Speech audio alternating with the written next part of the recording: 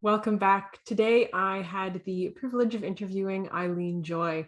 Eileen is the money coach for moms. She makes money easy and empowers moms and their kids with a financial education.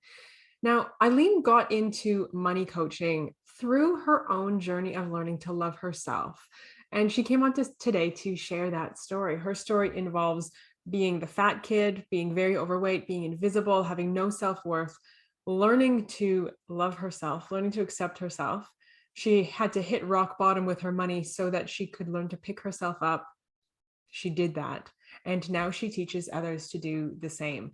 I think so often we have this idea that things in our life are separate, that our relationship with ourselves is one thing, our relationship with others is different, our relationship with money is different, when in actual fact, they are all interconnected because you are the common thread in everything in your life. How you do one thing is how you do everything.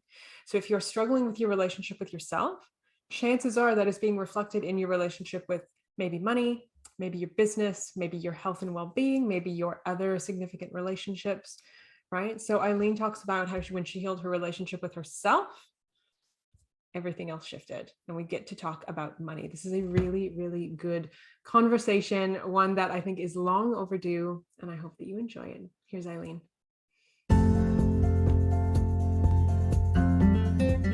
My name is Katie Allen, and this is Self-Love Ignited. Let's get to it.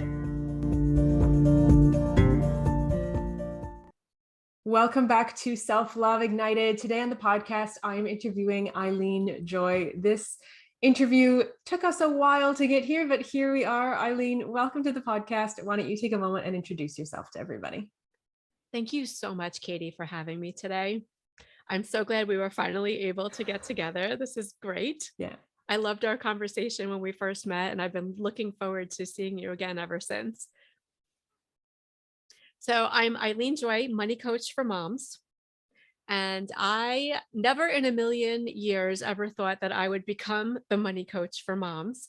And it actually has so much to do with self-love, which also never in a million years I ever would have thought of, until like my journey just kind of led me there and all the twists and turns. And so I'll give you a little brief rundown. So my whole journey really began when I was little and I was an overweight kid. I was born 7 pounds, came out of the hospital 11 pounds. Ooh. And my parents just kept feeding me and feeding me and feeding me and feeding me and feeding me. And I was very overweight and I became morbidly obese. I was the fat girl in school. I was the one you could pick out in every class picture. There's the fat girl, that's Eileen. And my whole life was defined as that. I was the fat girl. I really didn't have very many friends. And I was very lonely and miserable and sad. I was a very sad kid. And even my parents would say, "You're fat, you're fat, you're fat, you're fat, you're fat." And my dad, it still rings in my head to this day. My dad would say, "Boys aren't going to like you if you're fat," and all these things. And it's so funny because just recently on Hulu, they have I guess it was like a mini docu-series on Victoria's Secret. Mm-hmm. And how Victoria's Secret came to be, and then how that shaped how we all feel bad about ourselves now. Mm. And if you haven't seen it, watch it. It was amazing. And I was watching it with a guy and I was like, you see, that's what all guys want. And he's like, that's not true. And then in my head, I say, but my dad said, boys aren't going to like you if you're fat, so when your parents tell you something, you believe it, right? Because they're your parents, whether it's right or wrong, it's when you're little, you don't know. Yeah. And that's how you're shaped, right? So I was shaped of thinking that my self-worth was based on my appearance. And I was a very chubby kid. And when I was 10 years old, I was 150 pounds. And then I kept getting bigger and bigger and bigger and bigger. And I dieted my way up to 245 pounds. And I know sizes are different all around the world and the pounds and this and that, but I was very big. Yeah. Yeah. And I was miserable and sad. And I didn't know how to help myself. And, I didn't even know I could Yeah. at the time, you know? And then I was always on a diet, always trying to lose weight, trying to lose weight. And I would lose gain, the yo-yo dieting, most of my life.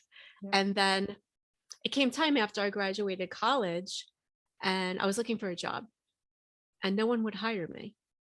And I don't really know exactly if it was because of the way I looked, but I know it was the energy I was putting out and the way I felt about myself. And I was so insecure and not confident in anything. And I would just walk into a room and kind of look at the floor and, Yeah.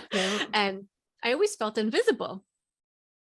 So I had an aha moment when this one interview that I had gone on. And at the time, I went to school to become a teacher. And so my degree is in education.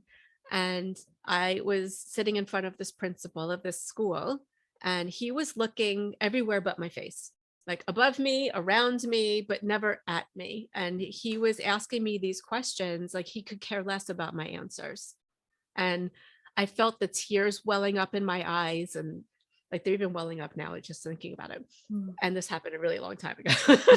But it's just so emotional. It's so deep and visceral, And so after that, that was when I said, I can't do this yo-yo dieting thing anymore. I need to figure this out. And I did. I lost 130 pounds in 10 months. It just came right off. Mm-hmm. And it was mostly too because my mother was sabotaging every diet that I was ever on. That's a whole other story for a whole other podcast. Yeah. But I was able to lose the weight. My confidence changed. I changed my lifestyle completely. And just the whole trajectory of my life changed from that moment. And I ended up marrying this guy that I ended up getting divorced to. We're now divorced. Mm-hmm. And the one really good thing that came out of that marriage was our son, who is my best friend. And he's amazing. Mm-hmm. Amazing. And so from that marriage, when we finally got the divorce and everything was final, I was left with basically nothing. And I had my little bit of savings, and I went to the attorney and said, this is how much I have. And they never said that's not going to be a problem, but it was a problem. It was a huge problem. I ran out of money very fast. And then they started to harass me and tell me that they would stop services and they wouldn't continue with the divorce and until I paid them. And I had nothing left, nothing. So I had to sell my house to pay for my divorce. Mm-hmm. And then at the same time, I had to get a new job because I was working with my sister-in-law at the time. And life at work was not very fun anymore. Yeah. And so I made the decision to leave. I had a great job. And thankfully, I found an even better job. And you know how the universe works, right? Yeah. Yeah. And then at the same time, my son and I got into a really terrible car accident, and we both ended up in the hospital, and my car was completely totaled. And then this was all happening at the tail end of a bankruptcy. Okay. So one day after my divorce was final, I received an envelope in the mail from my attorney's office, and it was a check for all the money that I had left in the world after they took everything for $347. I would have gotten tens of thousands of dollars from the sale of my home, but they took all of it. Yeah. And now I'm a single mom with a 5-year-old and not feeling so great. Yeah. And after I picked myself up off the floor from sobbing in the fetal position for quite some time, I said, I got to figure this out. I got to figure this out. I have a 5-year-old. I'm a single mom. I have to figure this out. Yeah. So I got the house, I got the job, I got a new car. And, and then from there, I started therapy. And I was in therapy before, and I went from therapist to therapist to therapist to therapist. And I could not find someone that didn't want to diagnose me with something every time I opened my mouth. And it was awful. It just made me feel worse, and then I finally found someone, thankfully, who was normal and kind and wonderful and spoke through my heart, and really understood that that's what the matter was, and that I didn't need to be diagnosed with 1,000 different things. Right. And all it was it comes down to your self-worth and loving yourself. And I never understood, what does that really mean? Mm. Self-love.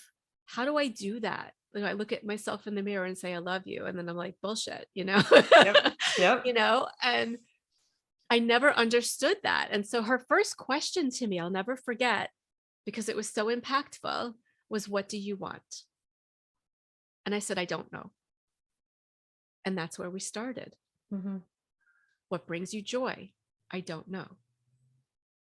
And then all these questions just kept coming up and coming up and coming up. And then once I went inward and really learned how to pull out from myself, and really getting to know myself, and really realizing that I'm a really awesome person. And I never thought that before. Yeah. I just felt invisible all the time. Yeah. So that journey, that I'm still seeing the same therapist. She's amazing. And she still helps me pull those things out, because, our mindset is constantly playing tricks on us, the monkey brain. And, Mm-hmm. And every time you up level, you hit new fears, Yeah. or you hit new heights of detriment to your own self. Yes. And your brain will just take you out in 1 second. Your thoughts control everything. So you need to learn how to control your thoughts. And that was the thing that I needed to learn, because my thoughts were taking me out at the knees every day. Right. And I would wake up and hate my life or hate myself. And now it's so completely different. And instead of living in the past and letting that define me, Mm-hmm. I now wake up and I live with intention and with a grateful heart. Mm. And I teach this to my son every day. And every day we say what we're grateful for, what our intention is for the day. We even have this thing I have in our kitchen. We it's called the grateful jar. Mm-hmm. And I have these little pieces of paper all cut up in a bowl next to it. And every day we write something we're grateful for, and we put it in the jar. And then on New Year's Day, every year we empty out the jar and we read them. Wow. It's so fun, That's cool. because I don't want my son to have the same feelings that I've felt growing up. Right. Yeah. So I just love on him. I think a little too much, because I'm like, I love you. I love you. I love you. I love you. I love you. You're amazing. And I want him to know that he is unique and special, and he doesn't need to fit in the box. Right. It's that box that everyone feels they need to fit into. And my whole life I was trying to fit in the box. And now I realize that we need to burn that box. Yeah. And that everyone is uniquely themselves. And once you really go inward and you really just ask yourself, what do you want? And what brings you joy? And start there. Mm-hmm. Your self-love journey is so easy from there. Mm. I say it's easy. It's not an easy road. I've had many, many breakdowns. Yep. But ultimately, it leads you to greatness. Yeah. Yeah. How so I'm curious though, because that question, that what do you want question, that's a big question, right? Like it seems very simple, but that is a big question. And I would bet if you asked most people, especially women, I think we have a more challenging time than a lot of men. I think if you ask most people, most of us wouldn't have a really clear answer for you. Most of us could tell you what we don't want. Right? It's pretty easy to say, well, I don't want this again. I don't want this again.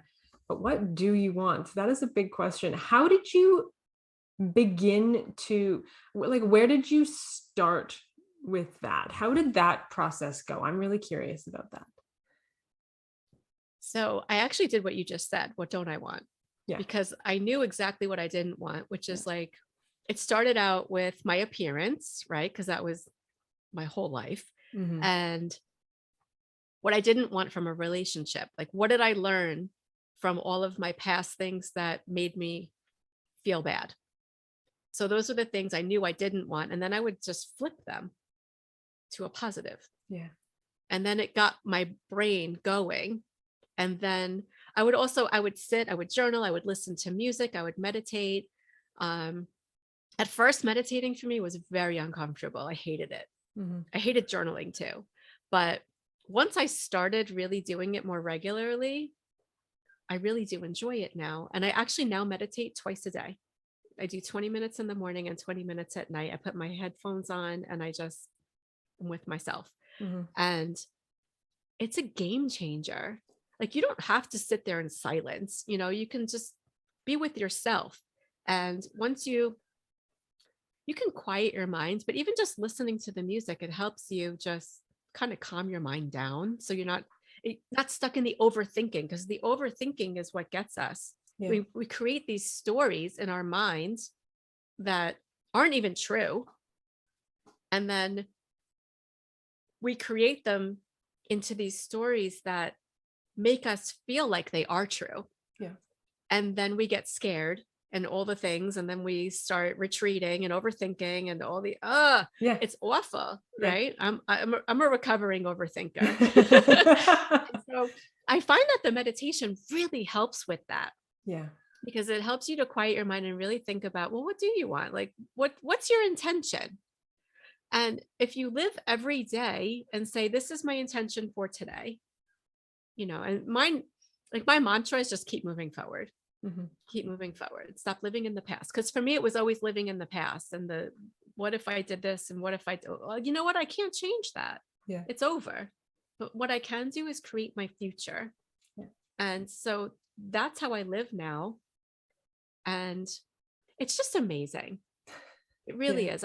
It's so funny because I used to look in the mirror and I would just pick out all my flaws and tell myself how I hated myself and I'm this and I'm that. And even like if I would go out and be around other women that I felt were better looking than me or thinner than me or prettier or whatever, I would feel immediately inferior and I would like be insecure and I would not want to talk and I would just stumble over my words and all these things.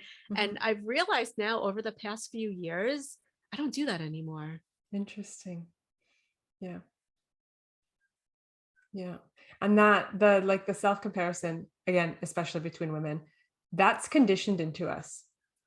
Right. Yes, that is conditioned into us from when I've been reading quite a few different books around this subject lately and women and how we relate to each other.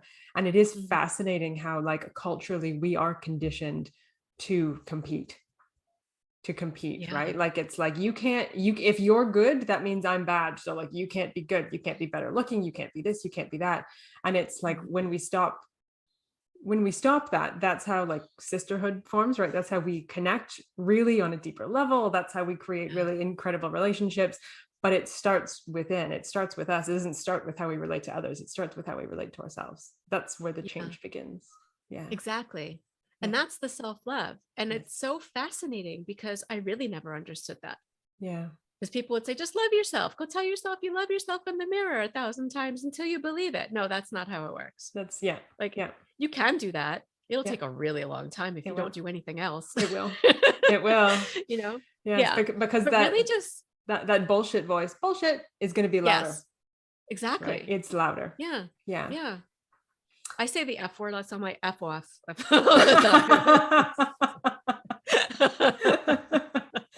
Eileen, what does self-love mean to you? When you talk about self-love, you've used the term quite a bit. I can see that you identify with that term as part of your journey. What does loving yourself mean to you? You know what? It's so funny because I was talking about this with my therapist and I was telling her that I used to feel so lonely all the time. Now I love being alone. I love being with myself. Yeah. I enjoy my own company.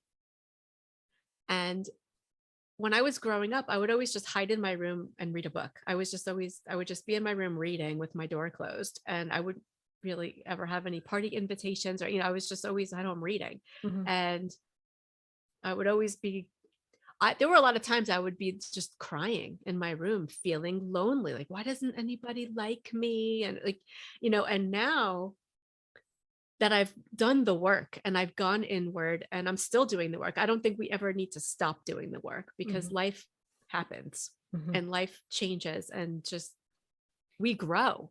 we should never stop growing as people. Yes. And now I've just learned to love being with myself. And I don't feel lonely anymore. And sometimes I'm pissed off if people are here. Like I just want to go away. Like I was enjoying my time with myself. Why are you here? Exactly. I want some more alone time, It's so good. Yeah. How has this journey to self-love influenced your journey to entrepreneurship, to being the money coach for moms? Tell us about that. Well, it was interesting because one day I was having a conversation with my son about, so this is kind of, I'll give you a little bit of backstory. So after I was left with nothing from my divorce, and I bounced back very quickly, extremely quickly. And my friends started noticing and they're like, what did you do? How did you get to where you are? Because it's seemingly like almost overnight. I had a fully funded emergency fund. I paid off my 6-year car loan in 3 years. I was completely debt free. My credit score, I got up to over 800 and all these things. And I'm on track now to retire early. And I went from nothing, and so my friends were begging me to help them. Show me. I want to know what you did. Yeah. And so my son and I were talking and he was like, you should do this, mommy. My son is 10. At the time, he was a lot younger, but you should do this, mommy. You need to help moms. And I looked at him and I said, you know what? You're right. So many moms need so much help with their money. Yeah. And their mindset. So I do both. I do mindset and money. Yeah. And it's so fascinating and so much fun. And so I was having a conversation with my therapist about it. And I said, oh, it's just mentioning that my son and I had this conversation. So she said, so what's stopping you from getting started? I said, I guess myself. I don't know where to start, Yeah. And so we had this conversation about it. And she's like, just get started, do something, and I did. And I wrote a course. Like I just wrote a course and it was amazing. And so I just threw it out there and I taught this course and I got a great response from it. Mm-hmm. And then I had more and more and more people coming to me because I had my friends referring people to me and then the people that took all these things. And it just kind of organically happened. I became the money coach for moms. Yeah. And I've helped so many women, not only with their money, but with their lives. Like once people really take a good look, because I do the whole thing of what do you want? Because you need to know what you want because you need to know how to tell your money what to do. Yeah. Right. And if you don't know what you want, like you need to start there. Right. So it's a whole self-love journey, not only with your money. And so many people are so afraid of money. Yeah. And there's so much fear and embarrassment and anxiety and guilt and shame, all feelings around money, which is also how we feel about ourselves. Yes. And how we feel about ourselves is a direct reflection of your money situation. And what most people do, from what I have found from the moms that I work with and the women that I speak with all the time in the workshops I do, they do what I call, and a lot of people call retail therapy. And so when you're not having a not so hot day in your mind, you go out and you just shop till you drop, right? And you get that dopamine hit every single time that you shop. It's the same thing as eating, right? So if you're eating something really yummy, like ice cream or something like fatty and sugary, you get that dopamine hit, right? So it's the same kind of feeling when you're shopping. I actually had a friend text me this morning, Eileen, I got the best sales over the weekend. And she's texting me all these pictures of these things. I'm like, why are you sending this to me? Why are you shopping? What is going on? I love that. What happened? What happened? Right? Something happened. What's going on? Exactly. What happened? And it's a trigger. Yes. And another, I talk about all the time, trigger words and comparison. So I don't know if you've ever heard the term keeping up with the Joneses. Yep. Okay. So you can also call it comparisonitis or whatever you want to call it. But keeping up with the Joneses was a term that was coined back in the 1950s. And it was actually a comic strip about this woman, Mrs. Jones, who was spending all of Mr. Jones's money. And because back in the 50s, most women didn't work. Yes. And they're all home, right? And so their neighbor is always peering through the window and like all jealous of Mrs. Jones, right? And that's kind of how it all started. And back in the 50s, that was when there was no social media, right? And if you had a TV, you were lucky, right? Mhm. And so the comparison was really like with your neighbors, the women at the hair salon, the grocery store, just really just the general neighborhood where you lived. Yeah. And now it's evolved into what it is now, which is a worldwide phenomenon of social anxiety. And when you really get down to it, when you look online, everything's filtered Yep. and fake. And not everyone posts, hey, my son's having a meltdown right now. Let me take a video of it and post it so you guys can all see that, Yep. Yep. It's all the good stuff and embellished and maybe half truth, and we don't really know what's true. Yep. And even that Victoria's Secret documentary that I was watching, Mhm. they were showing how they made these poor women lose so much weight and they still photoshopped them. Mhm. Like, it's insane, right? Yeah. So you look online and that's what you're comparing yourself to. Yeah. And so people feel less than all the time. Yeah. So one of the things that I tell people to do is take a break. Just take a break. Put your phone down. Change your reality. Unfollow people.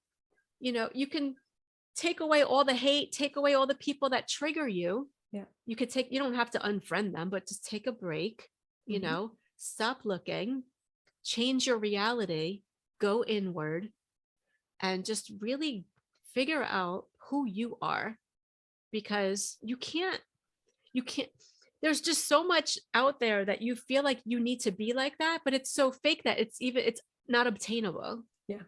You can't do it. Yeah. It's impossible, but society has taught us that that's what we need to be. Yes. Even though it's impossible. Yes. So it's like it messes with our brain, and it's like, and then you feel stuck. Yes. Right? You feel stuck all the time and miserable. Mhm. It's awful. Yeah. And so, we're all keeping up with the Joneses. We're comparing each other to one another. And then we're born into these stories. Also, like I talk about all the time, your money story and how your money story begins. Mhm. And your money story begins the time that you're born. So from the time that you're 0 to 7 is when you're programmed with everything in the world. That's when you're learning, right? You're just taking it all in and it's living in your subconscious. Yep. And then same thing with money, same thing with the way that you feel about yourself. And it's just everything in the environment. So we learn about money from our parents. They learn about money from their parents. They learn about money from their parents, and so on and so on and so on. So all of these generational patterns are passed forward throughout thousands of years, and they're twisted and turned and shaped all differently from every generation. Yep. And then it gets to you and you're born into the story of your parents, and then also your environment. And this is what's shaping you. And I've normalized the talk of money in my house so much that it's like talking about the weather. It's like, hey, it's hot out. Hey, how's your money? How much you got? Yeah. And it's so normalized that my son and I talk about money all the time. And one time we were at the store and we were talking about something he was thinking about buying. And then we just got into a money conversation. And then he said to me something that I felt was like really alarming. And he said, Mommy, people who are rich are greedy and mean, right? Ooh. And he said, I don't ever want to be rich because I don't want to be that way. I'm a really kind person and I don't want to turn into that. Yeah. And I looked at him and I said, those words have never crossed my lips. Where did you hear that? Yeah. He told me it was from a cartoon. Yeah. So it's like everything is everywhere and we're not filtering anything out. We're just letting it all in. Yeah. And then that's how we operate until we have that aha moment. Yeah. And we say, oh, something needs to change. Yeah. Something needs to change. How am I going to do that? Right. And then taking the steps necessary to do Yeah. that. Yeah. So it's all about living with intention Yeah. and taking action. Yeah. Yeah. For sure. And I like, like you said, it's like we're all born into these stories.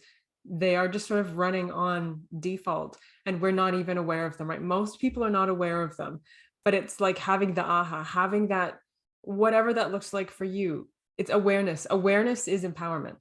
Awareness means we can see it and then we can make a decision on how we want to move forward. Do we want to keep living in the same reality we've been living in? Lots of people do. It's a valid choice. If that's where you want to stay, that's where you stay.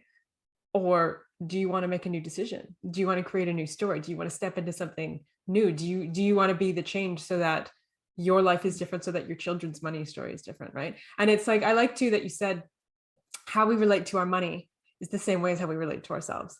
Like I firmly believe how we do one thing in life is how we do everything. And I think that all stems from within, right? How we relate to ourselves is mirrored in everything. And it's the same, right? When you have that awareness, do I want to up level? Do I want this to be better? Do I want to just stay? Do I want to stay small? Do I want to stay stuck? You get to make the choice. And if you want something new, there are resources out there, right? There are programs, there are mentors, there are books, there's podcasts, there are things that you can do to make a change, but you do have to decide that you want to make the change. Yes, that's the big point that you just said. You have to make that decision. Yeah. And sometimes that is the hardest part. Yeah. Is making that decision, because you're trying to sort through that fear and your comfort zone. And even though you're completely miserable in your comfort zone, you stay there because of the what ifs. Yep. Those what ifs are pretty terrifying. They're like our subconscious, right? It works to keep us safe. That's what it does. It wants us to be safe. And what it knows is that everything we've been through, no matter how miserable we've been, no matter how awful it's been, we have survived all of it, which means if we stay in the cycle of misery, we're going to keep surviving it. So we stay there. It's safe. It's not comfortable. It might not be happy, but it is safe. Yeah. It's fascinating how our brains work, isn't it? Fascinating. Yeah. Well, it all started from the tigers chasing us, right? But there's no tigers chasing us anymore. Yeah. But the brain's still the same. It hasn't evolved to make anything different. So it's still trying to keep us safe in any type of fear. So if your body's feeling fear in any way, it always has the same response. Yes. So if you're being chased by a guy with a gun, a tiger, or you feel like you're fat and you're having a fat day, it's all the same feeling. It is. It really is. It's mind-blowing. Yeah. Yeah. Yeah. Eileen, if you could go back and give advice to your younger self, to the you who was maybe still feeling invisible, maybe really insecure, didn't have the confidence, hadn't discovered your own self-worth yet, hadn't sort of started on this journey. If you could go back and talk to her, what would you tell her? What advice would you give her? I would tell her that she's safe and loved, and that she's worthy. People are born for a reason. We're all here for a purpose. And her purpose is so important and needed. And the world needs her. So she needs to put the book away and go outside. Yeah. Yeah. And, and also don't fit in the box. Yeah. Burn the box. Be yourself. Be unique. Be who you are, because you're special and worthy. Beautiful. That's beautiful. If listeners want to get in touch with you, if they want to find out more about the work that you do, the programs that you offer, all that good stuff, where's the best place for them to do so? The easiest place is my website, because you can find me everywhere from my website. Yep. So my website is momswhomoney.com. momswhomoney.com. Beautiful. Yeah. And then that's your home base. And then we can get to all your socials, all your stuff from there, momswhomoney.com. Amazing. Yes, okay. Everything is there. Okay. I'll make sure that is in the show notes, so it's nice and easy to click through. As we're getting ready to wrap up, I'm curious, is there one self-love exercise, activity, practice, like a tangible thing? Is there one thing that you would recommend to listeners as a first step? The first step is to write down, what do I want? Okay. Or what don't I want? and start there.